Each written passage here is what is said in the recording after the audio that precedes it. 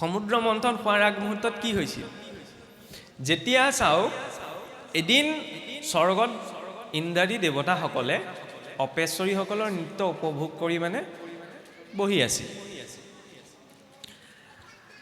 তাৰ পিছত সেই ক্ৰিয়া শেষ হোৱাৰ পাছত মহাৰাজ ইন্দ্ৰ যেতিয়া স্বৰ্গৰ পৰা অন্য স্থানলৈ গমন কৰিছিল গমন কৰোঁতে কি হ'ল বাটতে ঋষি দুৰ্বাসাক লগ পালে হয়নে ঋষি দুৰ্বাসাক যেতিয়া লগ পালে ঋষি দুৰ্বাসাই আশীৰ্বাদ ৰূপত ইন্দ্ৰক বোলে আই লক্ষ্মীয়ে দিয়া এডাল ৰুদ্ৰাক্ষৰ মালা ইন্দ্ৰক অৰ্পণা কৰিছিল খোজকাঢ়ি গ'লে মানুহৰ ভাৱটো বেলেগ হয় নহয়নে আৰু ওখ গাড়ীখনত গ'লেও অকণমান ভাৱটো বেলেগ হয় বুজি পাইছেই নহয় ঋষি দুৰ্বাসা গৈছিল খোজকাঢ়ি ইন্দ্ৰ গৈছে ঐৰাৱতৰ পিঠিত হয় নহয় বুজি পাইছে নহয় অকণমান লেভেলটো বেলেগ হয় স্থানখনক লৈ ইন্দ্ৰই যেতিয়া ভাবিলে মই স্বৰ্গৰ ৰজা নহয়নে গোটেই অপেশ্বৰীসকলে সেইটোৱে কৰ আসক্তি যে ইয়াত আছে নাভাবিব স্বৰ্গতো আছে আৰু গোটেই বিশ্ব ব্ৰহ্মাণ্ডখনৰ যিমান সুন্দৰতা ন সব যদি একেলগ কৰা যায় তেতিয়াহ'লে স্বৰ্গৰ এগৰাকী অপেশ্বৰীৰ সুন্দৰতা হয় তেনেকুৱা হাজাৰগৰাকী অপেশ্বৰীৰ অধিপতি কোন স্বৰ্গাধিপতি মহাৰাজ ইন্দ্ৰ নহয়নে কিন্তু পৃথিৱীলৈ আহি কি হৈছিল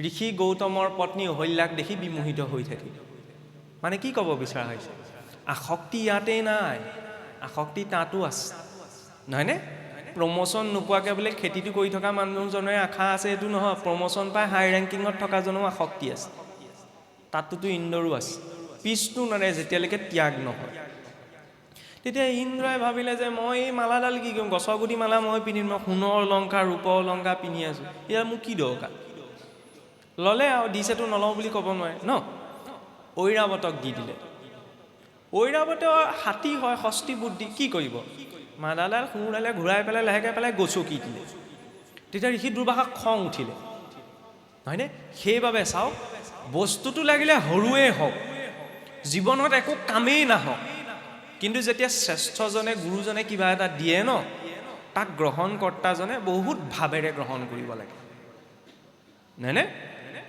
মই মাজতে আৰু এটা কাহিনী কৈছোঁ দেই ব্যক্তিগত জীৱনৰ অভিজ্ঞতা পৰা ইয়াতে সংযোগহে কৰিছোঁ আমাৰ কি ভাদ মাহততো সকলো ৰাইজে ধৰি লওক গাঁৱে গাঁৱেতো বিভিন্ন নাম পাঠৰ অনুষ্ঠান হয় ন সত্ৰ এইবিলাকলৈও মানুহ যায় নহয় আমাৰ অসমত এই কলিয়াপানী সত্ৰত ঘটনা এটা ঘটিল মানে কি হৈছিল যোৱা বছৰ আমাৰ পুহিচৰ কেদাৰনাথলৈ গৈছিল ক'ব মাজতে আনিছোঁ আৰু টানি মানে এজনৰ ভাৱটো বুজাবলৈ তাৰপৰা যাওঁতে মানে কি হ'ল তাৰ পৰা মৃত্তিকা লৈ আনিছিল চবকে দিলে আৰু দিয়াৰ পাছত মানে কি হয় যোৰহাটৰ তেখেত যেনিবা সত্ৰস্থ নহয় শিষ্য আৰু যথেষ্ট ভাল আৰু মাজে সময়ে আহি গৈ থাকে আহি থকাৰ পিছত প্ৰভুক সেৱা কৰিলে সেৱা কৰোঁতে মানে প্ৰভুক ক'লে বোলে প্ৰভু নিৰ্মালি বুলি অকণ মৃত্তিকা অকণমানকে দিয়ক মানুহ ঢেৰ আছিলে প্ৰভু মানে সেই ফুট ল'বলৈ আইনাখন লৈ কিবা কাৰণত মানে আইনাখনৰ হেৰিডাল ভাগি থাকিলে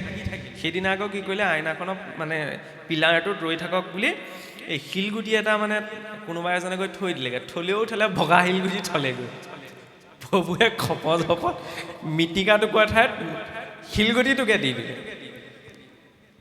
তাৰপৰা তেওঁ কৈছে আৰু বোলে ৰ'ব দেই পটককৈ শিলগুটিটোকে গুচি গ'ল ওচৰতে মৃত্তিকাখিনি থৈ আছিলে মৃত্তিকা টুকুৰা দিলে সিমানখিনি একেবাৰে সৰু কথা কিয় টানি অনা হৈছে যিজনক দিলে তেওঁ মই হোৱাহেঁতেন কি ক'লে শিলগুটি পৰিলে লাহেকৈ ছাইড কৰি পেলাই থৈ দিলোঁহেঁতেন তেওঁ ক'লে বোলে গুৰু হাতৰ পৰা আপুনি মোৰ গুৰু হয় গুৰু হাতৰ পৰা শিলগুটিটো যদি আহিছে তেতিয়াহ'লে এইটো ঈশ্বৰৰ কৃপা সাধাৰণ মানুহজনে হাঁহিব বোলে শিলগুটিটো দিলে আৰু ভুলতে দিলে সেইটো ইমান কি ভাবিব লগা আছে নহয় ভাৱটো গুৰুৰ হাতৰ পৰা পৰিলে ন এই শিলগুটিনো উখাই ঘাই আসনত তুলি থৈ দিলে এতিয়াও আছে মই নাম ক'ব বিচৰা নাই তেতিয়া কথাখিনি বেলেগ হৈ যাব পিছত মানে ঘটনাটো কেতিয়া গম পালে আমি হাঁহিছোঁ চবে শিলগুটি দিন হৈছে কিন্তু তেওঁৰ যিটো সৰলতা হয়নে ইয়াত এইটো মই দেখিছোঁ শুনিছোঁ কাৰণে ঘটনাটো এনেকৈ কৈছোঁ সেইকাৰণে গুৰুজনেই হওক শ্ৰেষ্ঠজনেই হওক কোনোবা এজনে যেতিয়া কাৰোবাক কিবা এটা দিয়ে ন লাগিলে মোৰ একোৱেই কামত নাহক বস্তুটো মূল্যটো বুজিব লাগে আৰু মূল্যটো যদি বুজা নাযায় ন ইন্দ্ৰও সহিব লগা হয় আৰু যেতিয়া এজন ঋষিয়ে দিয়া উপহাৰটো মূল্যটো নুবুজিলে,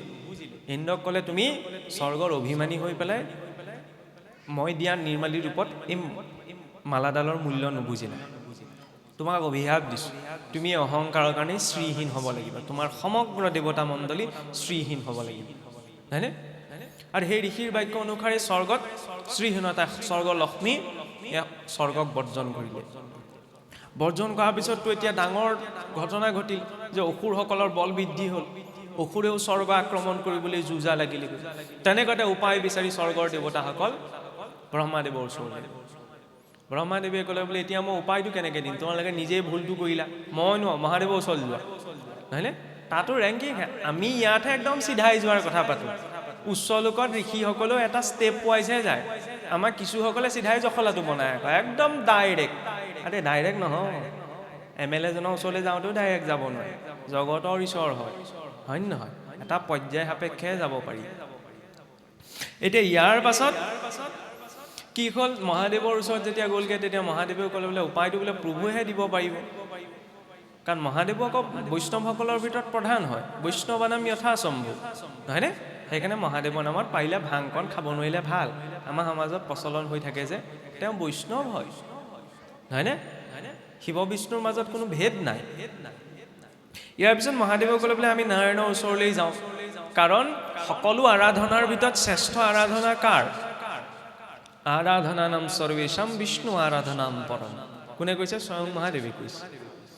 যেতিয়া নাৰায়ণৰ ওচৰত গৈ উপস্থিত হ'লগৈ ন, তেতিয়া নাৰায়ণে প্ৰস্তাৱ ৰাখিলে ক্ষীৰ সমুদ্ৰ মন্থন কৰাৰ, যে তোমালোকে আৰু অসুৰ আৰু দেৱতাসকলে লগ লাগি পেলাই ক্ষীৰ সাগৰ মন্থন কৰা, বাসুকীক জৰি কৰা, মন্দৰ পৰ্বতটোক মথনৰ মাৰি কৰা, তাৰ পৰাই সাগৰ মথিলে অমৃত উৎপন্ন হ'ব, আৰু সেই অমৃতক পান কৰিলে তোমালোকে পূৰ্বৰ শ্ৰী ঘূৰাই পাবা। প্ৰস্তাৱটো ক্ৰমে আহিলে। এতিয়া অসুৰে দেৱতা এনেই ইটো সিটোক দেখিব নোৱাৰে, একেলগে সাগৰ মথিব, কিন্তু যেতিয়া প্ৰস্তাৱটো গম পালে যে সাগৰ মথিব, সাগৰ মথিলে কি ওলাব? অমৃত ওলাব, তেতিয়াহ'লে মানে এইটো ঘুমি গ'ল, হয় নহয়? মানুহে যেতিয়া বহুত ডাঙৰ লাভ এটা পায় ন, তেতিয়াহ'লে চৰ খাই হ'লেও আনিব, শুনিবলৈ টান হ'ব পাৰে, হয় নহয়? 10,000 টকা দিলেই গোটেই দিনটো চৰকা জয় জ্ঞান চলি থাকে নহয়, হয় নহয়? নেখায় নাপায় ঢেচ খাই পৰিও যায়। আপত্তি জনোৱা নাই দেই, সেইটো নাভাবিব মই কিবা আপত্তি জনাইছোঁ, ভাল কথা, আৰে পইচা পাইছে সেইকাৰণে কৈছে, হয় নহয়? 10,000 টকা পাওঁতে যেতিয়া চৰকাৰৰ জয় জ্ঞান হ'ব পাৰে, গোটেই দিনটো নোখোৱা নোবোৱাকৈ থাকিব পাৰে, তেতিয়াহ'লে ঈশ্বৰে জীৱনৰ প্ৰতিটো উশাহ নিশাহ দি আছে নহয়, জীৱনটো দিছে নহয়, পৰিয়ালটো দিছে নহয়, সমাজখন দিছে নহয়। তেওঁৰ নামটো কওঁতে আগত জয় গান নহয় কেলে? তেওঁৰ নামটো ওলোৱা সময়ত আকৌ লাজ লাগে, বিড়ম্বনা সেইখিনিতে। পুৱা গধূলা ডাঙৰকৈ ঈশ্বৰৰ নামটো ল'বলৈ লাজ লাগে, লাজ নহয়, কৃপণ, মস্ত কৃপণ। তেনেকুৱা কৃপণ আজিলৈকে পৃথিৱীত হোৱা নাই। অসুৰবিলাকো ইমান কৃপণ নাছিল, যদিও ইমান অত্যাচাৰ অহংকাৰ কৰিলে নিজৰ ইষ্টদেৱৰ উপাসনা কাহানিও এৰি নিদিলে। আমাৰ আকৌ পুৱা গধূলা প্ৰাৰ্থনাটো কৰিবলৈও লাজ লাগে কেতিয়াবা, প্ৰাৰ্থনা কৰিবলৈ আকৌ জানিবও লাগিব, সেইটোও ডাঙৰ কথা, হয় নহয়? গীতা ভাগৱত এইভাগ আমি চিনি পাওঁ, সমাজত আমাৰ ভকতসকলে চলাই আছে কাৰণে, হয় নহয়? এনেই সাধাৰণ মানুহ এজনক সোধকগৈচোন, ভক্তি ৰত্নাকৰ দেখিছা? ভক্তি ৰত্নাৱলী, ভাগৱত পাতোঁতে আমাৰ ভকতসকলে ক'ব লাগে আমুকৰ ঘৰত চাগে ৰত্নাৱলী ভাগ আছে, লৈ আনগে যা। সকামে নিকামে নপঢ়ে যে, চলি থাকে কাৰণে গীতা ভাগৱত ঘোষা কীৰ্তন এইভাগ আৰু চব মানুহে চিনি পায় আমাৰ অসমীয়া, হয়নে? ৰত্নাৱলী ৰত্নাকৰ ভক্তি প্ৰেমাৱলী এইবিলাক বৰকে চিনি নাপায়, নপঢ়ে, পঢ়া নাযায়, সকাম নিকামকেইটাহে এইভাগ জীয়াই ৰাখিছে, হয়নে? কিন্তু যাত্ৰাটো সেইখিনিৰ পৰা আৰম্ভণি হ'ব লাগে। মুছলিমজনে চৰকাৰে মাদ্ৰাছা বন্ধ কৰিলেও কোৰাণ পঢ়াবই, হয়নে? আমাৰ আকৌ চব খোলা আছে, তথাপি নপঢ়ে। ইয়াত কথাটো কোৱা নাই, ঘৰখনত মহাপুৰুষে বহুত কষ্ট কৰি লিখি থৈ গৈছিল ন, তেতিয়া গছৰ বাকলি এৰুৱাই এৰুৱাই সাঁচি পাতত গছৰ গুটি চেপি চেপি সাঁচি পাত প্ৰস্তুত কৰি ইমান ডাঙৰ ডাঙৰ গ্ৰন্থ লিখিলে, হয়নে? আমাৰ এতিয়া বগা কাগজখিলা দেখিলেও ধৈৰ্য নাই, পঢ়িবলৈ ধৈৰ্য নাই, হয় নহয়? সময় নাই, কষ্ট কৰি থৈ গৈছে ন, ইমানখিনি কষ্ট কৰি লিখা পঢ়া কৰিবলৈ আমাৰ 80% মানে পঢ়া শুনা বাদ দি দিলেহেঁতেন। কোনে সাঁচি পাতত লিখি পেলাই পঢ়িবলৈ শুনিবলৈ যাব? তাৰ মাজতো দুই এজন ওলাব পাৰে, সেইটো মই ক'বলৈ যোৱা নাই। ত্যাগৰ মূল্যটো বুজিব লাগে, নহয়নে? এতিয়া এনেই এটা কথা কওকচোন, ভাগৱত ভাগ অসমীয়ালৈ কোনে অনুবাদ কৰিলে বাৰু? আমাৰ যে ভাগৱত ভাগ, এই ভাগৱত ভাগ যে পাঠ যে কৰি আছে, অসমীয়ালৈ অনুবাদ কোনে কৰিছিলে বাৰু? মহাপুৰুষ শংকৰদেৱ, নহয়নে? ভাবেনে নাভাবে? কি ভাবে? কোনে লিখিছিলে বাৰু অসমীয়ালৈ? ককাসকলে কিবা ক'ব নি? অসমীয়ালৈ ভাগৱত ভাগ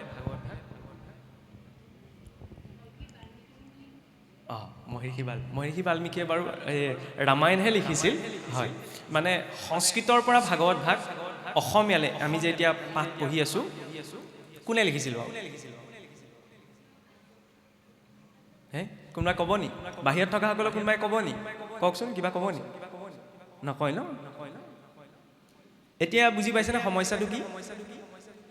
হে, আমাৰ চাওক, নামঘৰ চব পকা হৈ গ'ল, চব সুবিধা গোটাই ল'লোঁ, বুজিছেনে? আগতে নামঘৰটো কেঁচা আছিলে, এতিয়া মানুহৰ চব সুবিধা হৈ গ'ল, কিন্তু আমাৰ ভেটিটো পকা নহয়। ভেটিটো পকা নহয়। এতিয়া বুজি পালে নহয়? ভাগৱত ভাগ অসমীয়ালৈ কোনে লিখিছিলে? অনুবাদ কোনে কৰিছিলে? হয়তো ইয়াত মই কৈ থকাৰ কাৰণে কৈছে, ক'বলৈ অকণমান কোনোবাই অসুবিধাও পাব পাৰে, হয় নহয়? ভয়ো লাগিব, ভয় এটাও লাগে যে কিজানি কৈ দিলে ভুল হৈ যাব, হয় নহয়? আমি সাধাৰণ মানুহে এই বুলিয়ে জানো, বোলে শংকৰদেৱ গুৰুজনাই, নহয়নে? নহয়। মহাপুৰুষ সম্পূৰ্ণ ভাগৱত ভাগ অসমীয়ালৈ অনুবাদ কৰা। মহাপুৰুষ শংকৰদেৱ গুৰুজনাই প্ৰথম স্কন্ধ, দ্বিতীয় স্কন্ধ, দশমৰ আদি অংশ, একাদশ, দ্বাদশ, বাকী কেইটা স্কন্ধ কোনে? সেইকেইজন মহাপুৰুষকে চিনি নাপাওঁ, নামটোকে নাজানো। তাৰপৰা মই ভাবিছোঁ ভাগৱত ধৰ্ম পালন কৰি মই বিল্ডিং বনাম, হ'বনে? আৰে নিজৰ মহাপুৰুষ কেইজনকে যদি আমি চিনি নাপাওঁ। তৃতীয় স্কন্ধ গোপাল চৰণ দ্বিজ, মহাপুৰুষ দামোদৰদেৱৰ শিষ্য, নহয়নে? চতুৰ্থ স্কন্ধ শ্ৰী বিষ্ণু ভাৰতী, পঞ্চম স্কন্ধ অনিৰুদ্ধদেৱ, নহয়নে? নৱমত কেশৱ চৰণ কায়স্থ এটাও আহে, মধ্য দশম শেষ দশম অনন্ত কণ্ডলী। আৰু তেওঁলোকে দি থৈ গ'ল কাৰণে এই ভাগ ভাগৱত পালোঁ, কিন্তু বিড়ম্বনা এইখিনিতে যে তেওঁলোকৰ নামকেইটাও আমাৰ চৰ্চালৈ নাহে। এইটো কথা বেলেগ দেই, এইটো নাভাবিব মই ইয়াত ভুল আঙুলিয়াইছোঁ বুলি, কাৰণ ময়ো কৈ ফুৰোঁ কাৰণে সেইকেইটা কথা জানি থৈছোঁ। যদি কৈ নুফুৰিলোহেঁতেন ময়ো সেইকেইটা কথাত গুৰুত্ব নিদিওঁ, খোলা কথা। আচল কথা জনা নজনাটো নহয়, চবেই ইমানখিনি নপঢ়েগৈ বা চৰ্চা কৰা নহয় ন, সেইটো ময়ো স্বীকাৰ কৰিছোঁ। কিন্তু যাক লৈ আমি গোটেই ধৰ্ম চলাই আছোঁ, হয় নহয়? তাত অন্তত কোন কি আছে, সেইকেইটা কথাও আমাৰ ফকাচলৈ আহিব লাগে, নহয়নে? যেনেকৈ এতিয়া মই নিমন্ত্ৰিত হ'লোঁ, মোৰ সন্মান ধুনীয়াকৈ কৰিব ন, কিন্তু আমাৰ সমাজত উপেক্ষিত কোন হৈ যায়? সেই নামঘৰীয়াজন, যিজনে ৰাতিপুৱা সোনকালে আহি পেলাই নামসভাক মচি কাচি ভকত পাবহিয়ে বুলি, সেইজন উপেক্ষিত হয়। যিজনে পটাপট গাটো ধুই আহি শৰাই কাৰণে আপোনাৰ ফল কেইটা গুচাইছে, যাৱতীয় বস্তুকেইটা, সেইজনৰ কথা ক'লে আমি কেনেকৈ মাতো? দেউৰী, এই দেউৰী এইফালে আহা, তেনেকৈ নহয়, মই নিজেই যাব লাগিব, নহয়নে? ইয়াৰ ক্ষেত্ৰতো তেনেকুৱা। আমি বহুত ডাঙৰ কথাই কৈ আছোঁ ধৰ্মৰ নামত, কিন্তু যিসকলে আমাক অনুবাদ কৰি দি থৈ গ'ল তেওঁলোকৰ নামকেইটাই নাজানো। নামঘৰটোৱে তেনেকুৱা হয়, কেতিয়াবা নামঘৰীয়াজনো উপেক্ষিত হ'ব লগা হয়, দেউৰীজনো উপেক্ষিত, মানুহ বুলিয়েই নাভাবে কিছুমান জেগাত। এইটো নহয়, কোনে কি কৰিছে ডাঙৰ কথা নহয়, সন্মান সকলোৱে আছে ন, তেতিয়াহ'লে তেওঁলোকৰ প্ৰতিও সেইটো সন্মান লাগে, যাতে দেখাজনে আপোনাৰ আকৰ্ষিত হৈ সমাজলৈ আহে। মই ক'ব বিচাৰিছোঁ সেই কথাটো। এতিয়া চাওক, যেতিয়া সমুদ্ৰ মন্থন,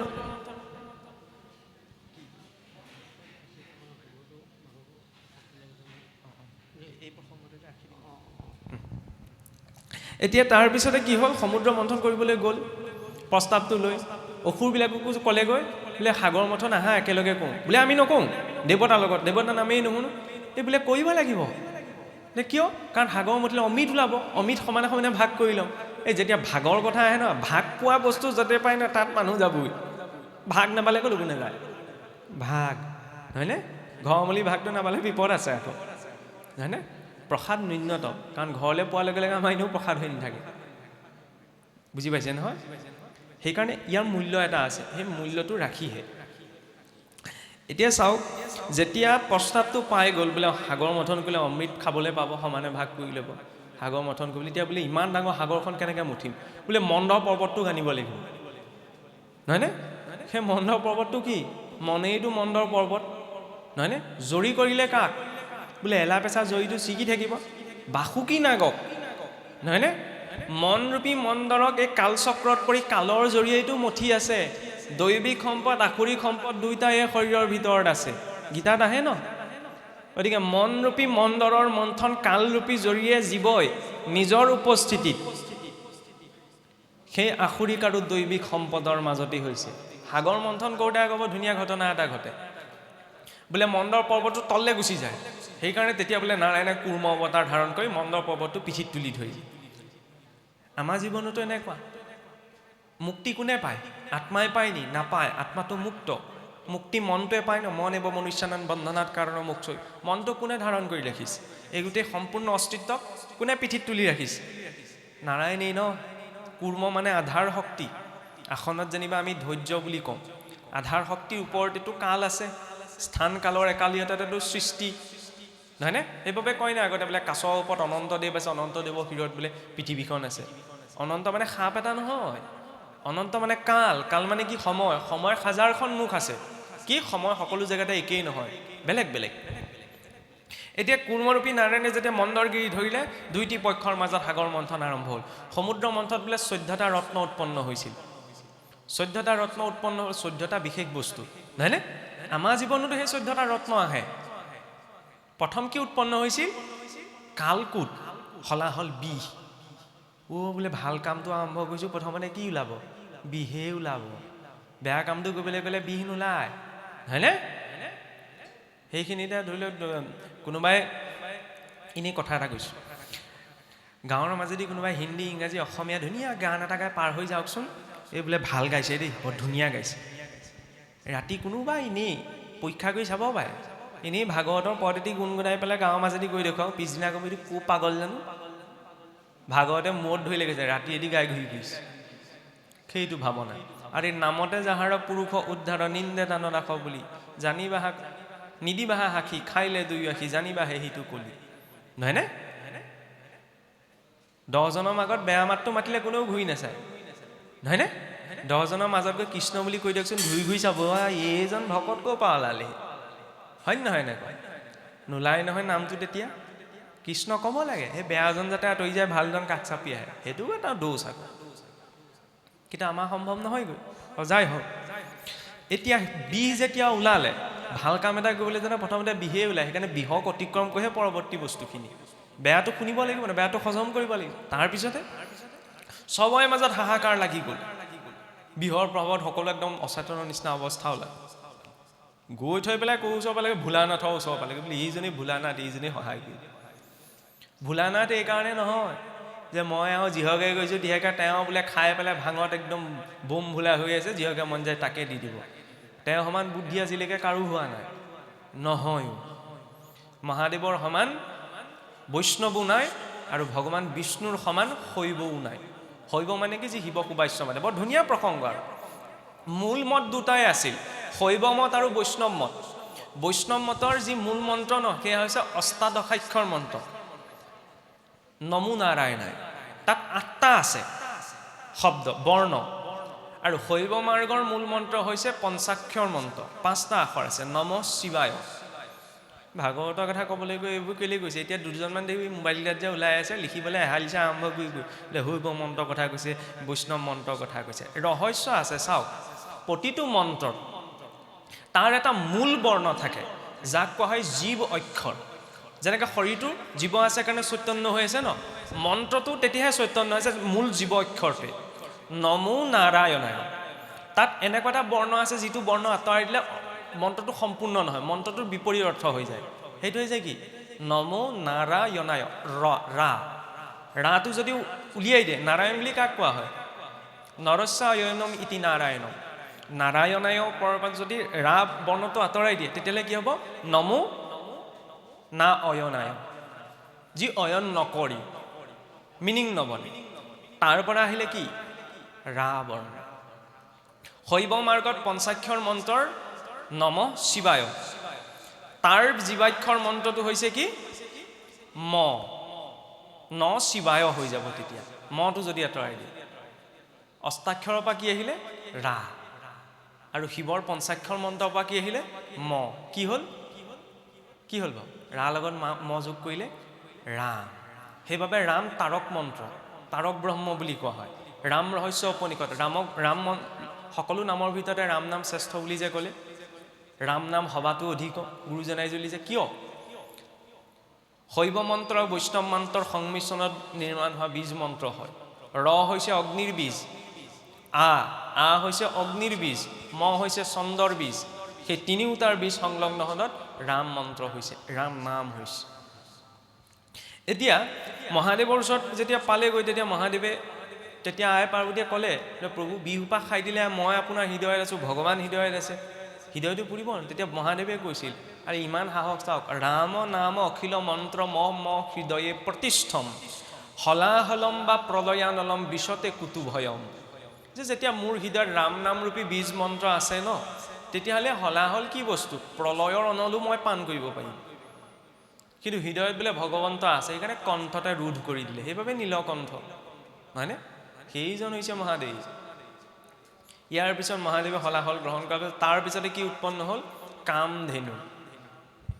কামধেনু গাইৰ এটা প্ৰকৃতি আছে বোলে যি বিচৰি পেলাই জোহন কৰা যায় তাকে প্ৰাপ্ত হয় কামধেনু হৈছে প্ৰতিভা মানুহৰ জীৱনতো প্ৰথম বাধাখিনি আহে ন সমস্যা আহে সমস্যাখিনিক যেতিয়া হজম কৰিব পৰা যায় ন তেতিয়া প্ৰতিভা বিকাশিত হয় কামধেনুৱে হৈছে প্ৰতিভা কামধেনুৰ পাছতে প্ৰকট হৈছিল উচ্চশ্ৰৱা মানে মনৰ বেগেৰে যাব পৰা এটা ঘোঁৰা প্ৰতিভা থাকিলেই নহ'ব নহয় প্ৰতিভাই গতি লাভ কৰিব লাগিব সেইবাবে ইয়াৰ পাছতে কি উৎপন্ন হ'ল উচ্চশ্ৰৱা বোলে গতি লাভ কৰিছে গতিটোত যদি চঞ্চলতা থাকে নহ'ব ন গজগম্ভীৰতা লাগিব চতুৰ্থতে প্ৰকট কি হ'ল ঐৰাৱত মানুহৰ প্ৰতিভা আহিলে প্ৰতিভাই গতি লাভ কৰিলে প্ৰতিভা বিকাশ হৈ গৈ আছে কিন্তু চঞ্চল হ'লে নহ'ব বোলে মই আছে মোৰ আমুক গুণ মই যিহকে পাওঁ তাকে নহয় তাত গম্ভীৰতা লাগিব গজগম্ভীৰতা আৰু যেতিয়া গজগম্ভীৰতা আহি গ'ল তাৰ পিছতে কি প্ৰকট হ'ল বোলে কল্পবৃক্ষৰ সন্মুখত বোলে সংকল্প মাত্ৰকে মনৰ বিচৰা বস্তুটো পোৱা যায় কল্পবৃক্ষ হয় চেতনাৰ হেতু স্থিতি প্ৰতিভা বিকাশ হৈ যেতিয়া সি এটা স্থিতি প্ৰাপ্ত কৰে তেতিয়া সেই প্ৰতিভাৰ আধাৰতে মানুহে জীৱনত প্ৰয়োজনীয় সকলো বস্তু গোটাই ল'ব পাৰে হয় নহয় সাধন থাকিলেহে গোটাই ল'ব বিনা সাধনত কেনেকৈ গোটাব কল্পবৃক্ষ হৈছে চেতনাৰ হেতু স্থিতি ইয়াৰ পাছতে কি জন্ম হৈছে কল্পবৃক্ষৰ পাছতে ৰম্ভা যেতিয়া মানুহে তেনেকুৱা এটা স্থিতি পাইগৈ যে মই চব গোটাই ল'ব পৰা সামৰ্থ্যৱান হৈ গ'লো মই গোটাই ল'ব পাৰোঁ তাৰ পিছতে আহে কি বিষয়ৰ চঞ্চলতাটো আহি যায় হয় নহয় যেন তেনে গুচি যায় মই পাই গ'লো এতিয়া মই যিহকে পাই তাকে কৰিব পাৰোঁ ৰম্ভা হৈছে সেই বাসনাৰ প্ৰতীক সেই বাসনাত কোন মগ্ন হ'ল অসুৰ মানে কি যাৰ জীৱনত কোনো হাৰমনি নাই আৰু সুৰ মানে হৈছে দেৱতাসকল যাৰ জীৱনত শৃংখলা আছে হয়নে সেইকাৰণে সুৰহে হ'ব লাগে অসুৰ হ'ব নালাগে সুৰ গানটো শুনিবলৈ এইকাৰণে ভাল লাগে পাঠ পঢ়িছে যে সুৰ দি গাইছে কাৰণে শুনিবলৈ ভাল লাগিছে কবিতা গোৱা দি মই গাই থকা দি সুৰ ভাল লাগিব জানো নালাগে সেইকাৰণে জীৱনতো এটা সুৰ লাগে এতিয়া চাওক যেতিয়া সেই ৰম্ভাক অতিক্ৰম কৰিছে তাৰ পিছতে প্ৰকট হৈছে লক্ষ্মী ঐশ্বৰ্যৰ গৰাকী যেতিয়া মানুহে প্ৰতিভা পোৱাৰ পিছত সামৰ্থ্য অহাৰ পাছত নিজৰ বাসনাবিলাক সংযম কৰিব পাৰে ন তেতিয়াৰ আগমন ঘটে লক্ষ্মী মানে টকা পইচা কেইটাই নহয় লক্ষ্মী মানে হৈছে নিৰহংকাৰ ভাৱ আৰু জগতৰ ঈশ্বৰৰ চৰণত ধৰি বহি আছে ফটোকপি মাৰোঁতে ক'ব পাৰিলেহেঁতেন ৰ'ব মই থিয় হৈ দিওঁ সমানে মই কিন্তু দিলোঁহেঁতেন হয় নহয় ফটোকপি মই ভৰিত ধৰি কেলৈ বহি থাকিম লক্ষ্মী কেৱল স্বচ্ছতাতেই বাস নকৰে লক্ষ্মী য'ত নিৰহংকাৰ থাকে ন তাত বাস কৰে সেই নিৰহংকাৰ প্ৰতীক হৈছে লক্ষ্মী সেই স্থিতিটো যেতিয়া জীৱনলৈ আহে তাৰ পিছতে এণ্ট্ৰি মাৰে কোনে বাৰুণী সুৰা ইয়াৰ পিছতে জন্ম হৈছে বোলে বাৰুণী সুৰা অসুৰৰ পৰা খাই মাতাল হৈ গ'ল লক্ষ্মী আহিলে সেইটো পৰিমাণো বাঢ়িবলৈ নহয় না আগতেতো ধৰি লওক গোন্ধ ওলোৱা খাইছিল এতিয়া আৰু দৰমহা বাঢ়ি গ'লে গোন্ধ নোলোৱা আহে হয় নহয় খাই পেলাই থন মটন লোৱা বহি থাকিলে গমেই নাপায় এই বোলে আজিকালি ধৰিবই নোৱাৰি অকণমান খালি হয় নহয় কৃষ্ণ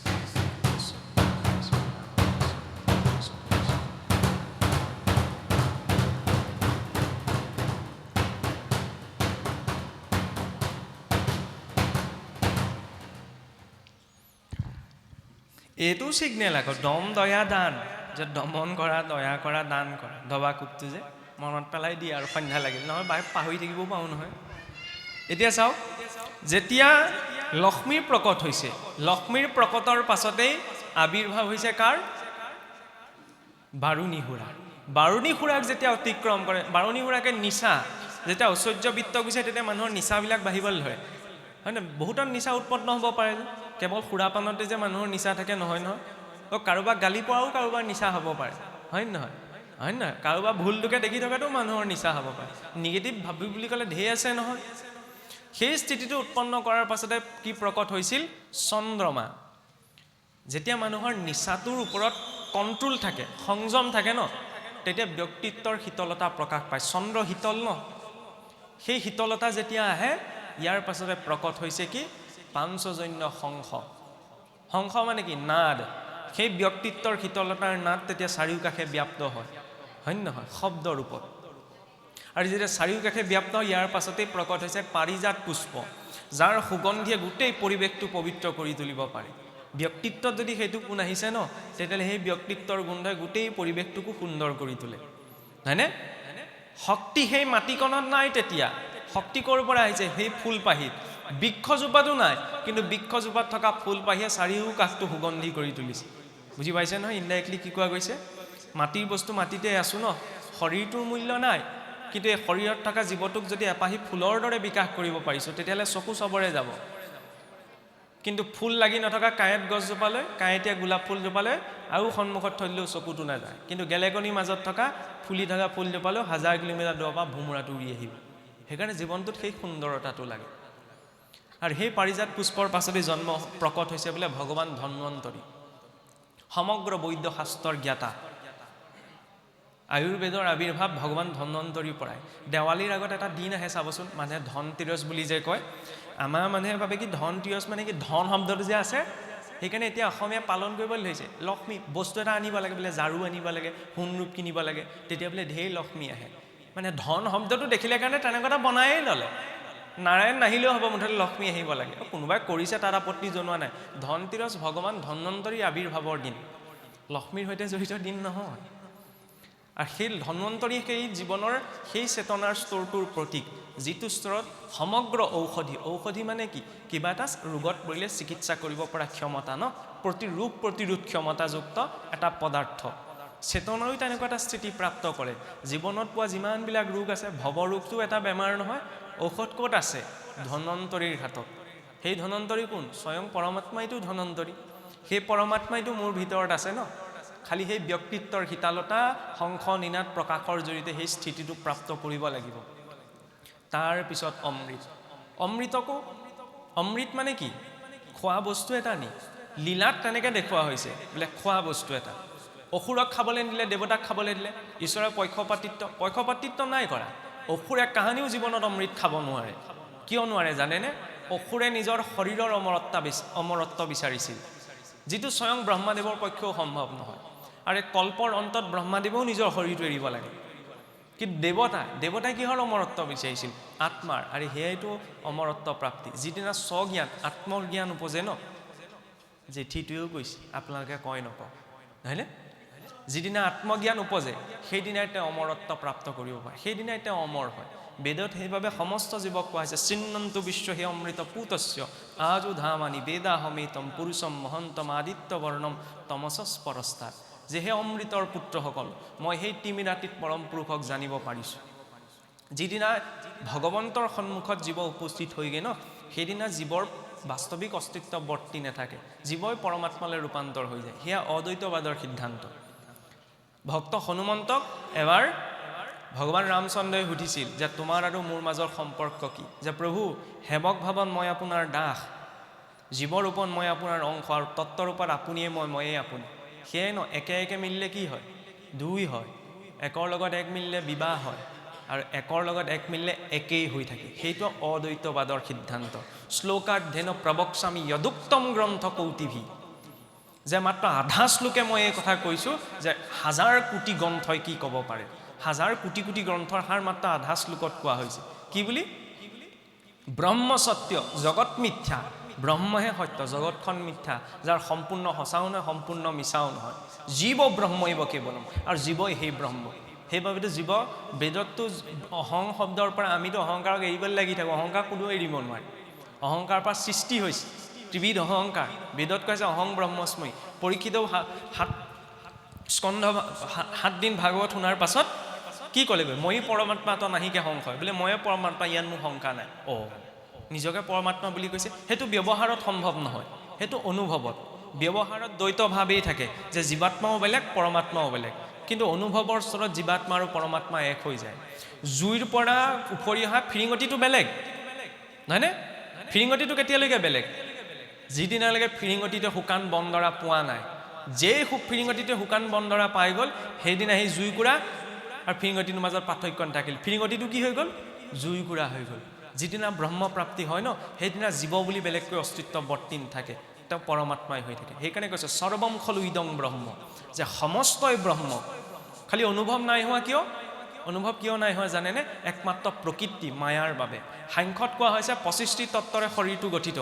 পঞ্চ কৰ্মেন্দ্ৰিয় পঞ্চ জ্ঞানেন্দ্ৰিয় পঞ্চ তন্মাত্ৰ শব্দ স্পৰ্শ ৰূপ ৰস গন্ধ আৰু পঞ্চ মহাভূত ভূমি অগ্নি জলবায়ু আকাশ 4টা অন্তৰন্দ্ৰিয় মন বুদ্ধি অহংকাৰ চিত্ত নামঘৰলে হওক বাচ্চাটো ডাঙৰকৈ বনাবলৈ বাচ্চা ডাঙৰকৈ নবনায় সৰুকৈ বনায় চৰণ যুগল মূল গা ঘৰটো বহলকৈ দুফালে দুখন বাৰাণ্ডা প্ৰকৃতিৰ আৱৰণ ওপৰৰ ছাদখন 3টা আৱৰণত চোৱা যায় আগতে যিবিলাক নামঘৰ আছিল এতিয়াতো 3 পাত আহিলে 17 ৰজতম প্ৰকৃতিৰ 3 গুণ হয়নে পঞ্চকৰ্মেন্দ্ৰিয় ইয়াত 6টা আছে মই হিচাপ কৰি চাইছিলোঁ কিন্তু মূল আৰ্হিত চাবচোন 5টি 10টি খুটাই থাকে 5টি কৰ্মেন্দ্ৰিয় 5টি জ্ঞানেন্দ্ৰিয় ধৰি ৰাখিছে নহয়নে হৃদয়ৰূপী নাম গৃহ মণিকূট ভাগ দক্ষিণ কুলৰ পৰা উত্তৰ কুললৈ গতি নিষ্ক্ৰিয় ৰূপত নিৰপেক্ষ ৰূপত তাত 7খলপীয়া আসন জীৱনৰ 7টা স্তৰ মূলাধাৰ স্বাধিষ্ঠান মণিপুৰ অনাহত বিশুদ্ধি আজ্ঞা সহস্ৰাৰ 7টি চক্ৰৰ ওপৰত ভগৱন্তৰ স্থান মই নিজকে জীৱাত্মা ভাবি এখনত কাম ক্ৰোধ লোভ মোহ মাজত মনটো তাৰ ওপৰত জীৱ বহিব ব্ৰহ্মৰ এখন সন্মুখত যিখন আসন পাৰিলৈ গৈছে এখন উপআসন